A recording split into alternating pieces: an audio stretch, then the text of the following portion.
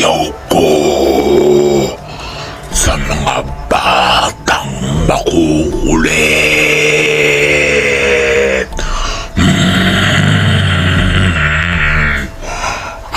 Ayaw sumunod sa mga magulang. Kahit galit na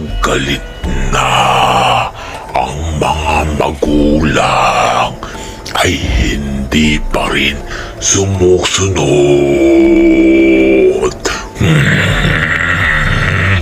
Kaya ang mga batang makulit ay pinupuntahan ko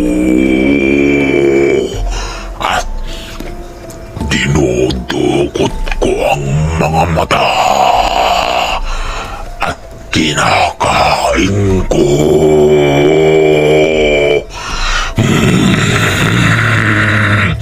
Para maging aral sa kanila ang pagiging makulit. Galit na galit ako dyan sa mga batang makulit. Kaya ikaw, bata, maging masunurin ka sa magulang mo.